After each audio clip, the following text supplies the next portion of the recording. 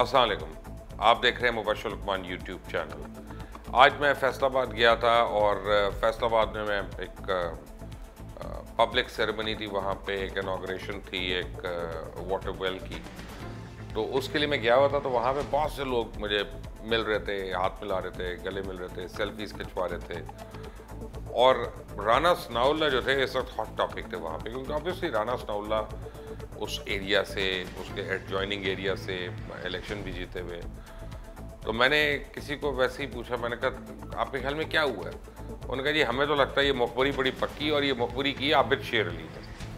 तो मैं कहा वो क्यों? उनका जी आबिद शेर अली और राना सनाउल्लाह की जो दुश्मनी आपस की, वो मिसाली दुश्मनी है और फैसलाबाद में बच्चे बच्चे को पता है।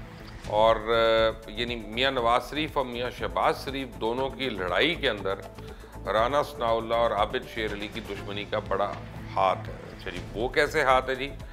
क्योंकि आबिद शेर अली जो हैं उसको सपोर्ट कर रहे हैं कैप्टन सफ्दर, और जो राना सनाउल्लाह हैं उनको सपोर्ट कर रहे हैं हमजा शहबाज, और बिल्कुल आमने सामने। तो ये जब मरियम और शहबाज की, हमजा की इनिशियल अनबन और लड़ाई हुई, और उसके बाद नवाज और शहबाज की फैमिलीज़ के बीच में जो डिफरेंसेस हुए, एक्चुअली वो असल में डिफरेंसेस शुरू हुए राना सनाउल्लाह और आबिद शेर अली से। बट पाकिस्तान में ANF के तकरीबन 29 मराकज़ हैं, और इस वक्त दुनिया के तमाम स्टेक होल्डर्स के साथ मिलकर मनशियात के खिलाफ काम कर रहे हैं। अब एंटी नारकोटिक्स फोर्स जो है, इसने चंद साल कबल एक बजट प्रपोजल पेश किया, जिसमें दूसरे ममालिक की तरह फोर्स के एहलकारों के लिए बॉडी कैमरास खरीदने की सिफारिश की गई है। जैसे ये बटन के अंदर लगा हुआ है, इधर लगा हुआ है, इतना ही छोटा होता है बॉडी कैमरा।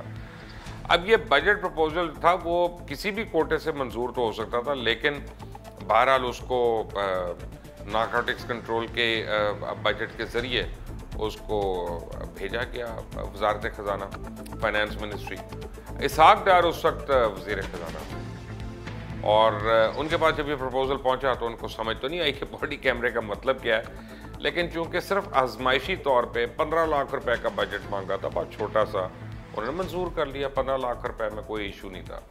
और फिर ANF ने ये बॉडी कैमरे खरीद के अपने एहलकारों के हवाले कर दिए, लेकिन चूंकि तादाद बहुत कम थी, इसलिए वो हर एहलकार की बजाय मिशन की क़यादत करने वाले को इशू किए जाते थे।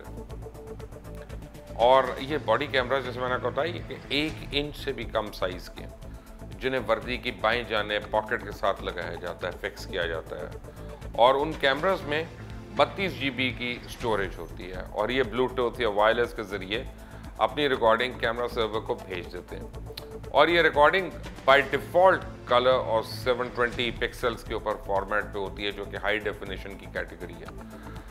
और बल्कि जो वीडियो आप इस वक्त देख रहे हैं मेरी, तकरीबन यही क्वालिटी आप समझें कि इसी कैमरे की भी है। अब राना सनाउल्लाह की बदकिस्मती क्या है या पाकिस्तान की खुशकिस्मती, अब ये बाकी, अब ये मैं अफवाह की बात बता रहा हूँ, मैं आपको बिल्कुल कंफर्म्ड खबर नहीं अभी बता रहा, कि जब वो सुखे की करीब छापा मार टीम जो थी, उन्होंने उनकी गाड़ी रोकी, तो उस टीम के 2 एहलकारों के पास बॉडी कैमरास मौजूद थे, जिसमें इस पूरे वाक़े की मुकम्मल रिकॉर्डिंग है, और इसे सर्वर पे सेव कर लिया गया। और अगर ANF की जानिब से कटवाई जाने वाली FIR में ये लिखा गया कि राना सनाउल्लाह ने खुद तस्लीम किया कि इसकी गाड़ी के पिछले सीट के नीचे नीले रंग के ब्रीफ केस में हीरोइन का पैकेट मौजूद है, तो समझ जाएं कि इस बात का सबूत कैमरे में रिकॉर्ड हो चुका है। और जब ड्रग्स की शक्ल में सबूत और मुलजिम का एतराफ़ हासिल हो जाए, तो फिर जिस्मानी रिमांड की ज़रूरत नहीं होती। और जिस्मानी रिमांड का तो मतलब होता है कि मुलजिम को कोर्ट के उससे को निकलवाओ, उससे उगलवाओ, और उसके मुतल्लिक अभी तो मुतल्लिका दफ़ात का तयन नहीं हो सका, और अभी मज़ीद तफ्तीश करके एतराफ़ जुर्म कराना है या सबूत इकट्ठे करने हैं, इसलिए इसे जिस्मानी रिमांड पर तहवील में लेके हवालात भेजा जाता है। अब राना सनाउल्लाह जो हैं, उनको मनशियात के बैनुल-अक़वामी नेटवर्क की निशानदेही पर ही गिरफ्तार किया गया।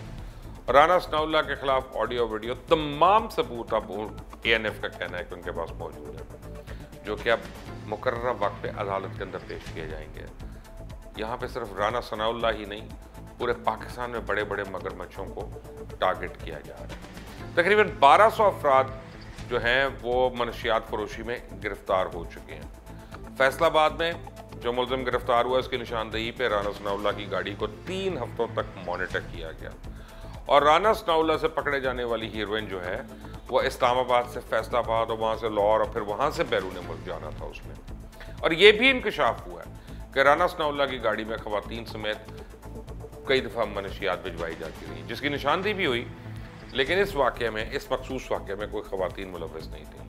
अरे फिर राना सनाउल्लाह के साथियों की गिरफ्तार करने के लिए अभी तक फैसलाबाद के मुख्तलिफ इलाकों में, समनाबाद, नाज़ाबाद, खालिदाबाद और फैक्ट्री एरिया में कई दर्जन छापे मारे जा चुके हैं। छापों के दौरान पता चल रहा है कि राना सनाउल्लाह के मनशियात के धंधे में मुबैना तौर पर 8 साथी गिरफ्तार कर लिए गए और राना सनाउल्लाह के केस में सीधा अब जुडिशल रिमांड दिया गया क्योंकि सब सबूत मौजूद हैं, दफात का तयन हो चुका है और अब चालान जमा करवा कर मुकदमे की कार्रवाई शुरू होना।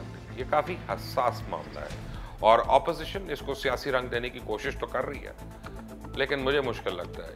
वज़ीर आज़म इमरान खान 2 टॉक अल्फाज में वाज़े कर चुके हैं कि राना सनाउल्लाह की गिरफ्तारी से हुकूमत का कोई लेने देना नहीं, कोई सरोकार नहीं, इंतकाम की सियासत PTI का नजरिया ही नहीं है, क्योंकि इस वक्त राना सनाउल्लाह की जान को सख्त खतरा है। ड्रग कार्टेल, आप देखें ना कि जो बंदा भी एक्सपोज हो जाता है उनका या कॉम्प्रोमाइज हो जाए, इसको ये कार्टेल जान से मारता है या मरवाता है, क्योंकि वो उनको आइडेंटिफाई करता है।